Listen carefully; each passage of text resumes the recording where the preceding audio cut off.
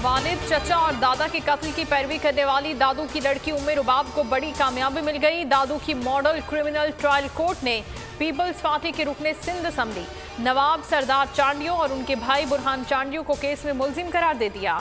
लेकिन ये कामयाबी किसी को एक आंख न भाई। मेहर पहुंचने पर उम्मे रुबाब का शानदार इस्तकबाल हुआ। साथ ही इलाके में फरीकैन में कशीदगी पैदा हो गई। इलाका शदीद फायरिंग से गूंज उठा।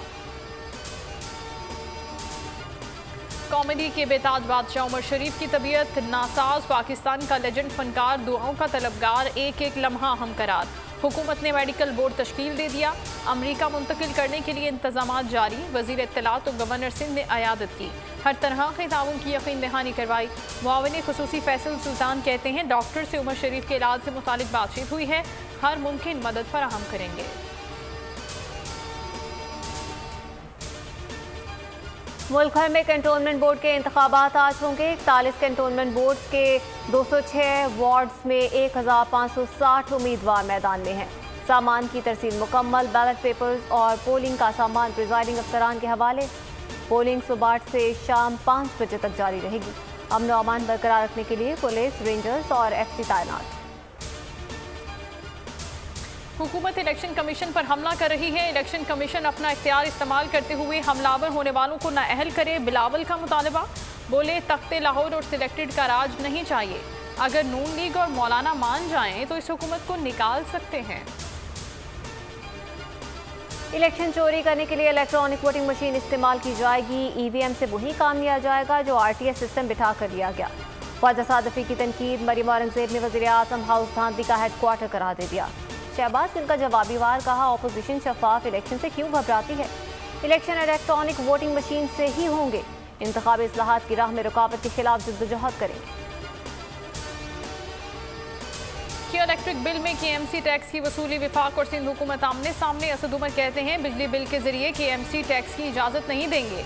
वज़ीर आला सिंध मुराद अली शाह ने कहा कि बिजली के बिलों में टैक्स वसूली के लिए नेपरा और विफाकी हुकाम से बात हो गई है। एडमिनिस्ट्रेटर कराची मुर्तज़ा वहाब असद उमर पर भड़क गए। कहा KMC को पांव पर खड़ा करना है, हमारे रास्ते में रोड़े ना अटकाएं। काबीना में किसे रखना है किसे नहीं, अफगानिस्तान का अंदरूनी मामला है।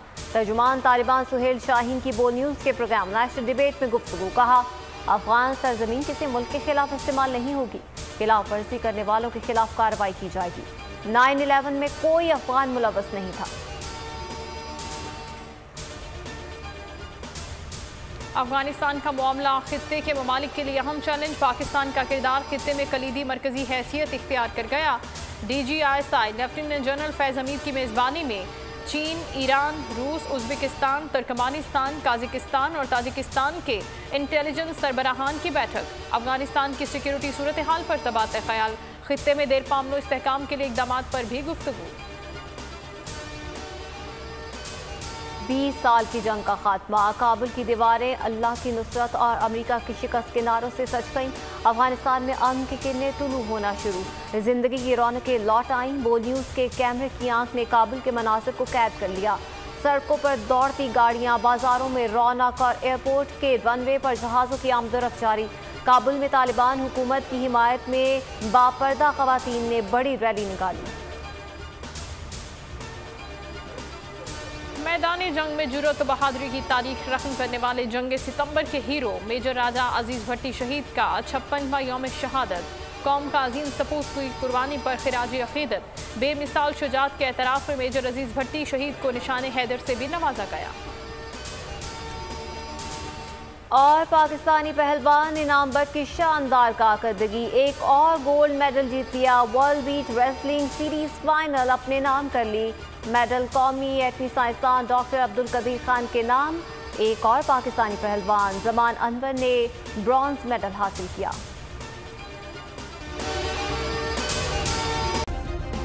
सब्सक्राइब करें और बेल दबाएं ताकि कोई खबर रह न जाए।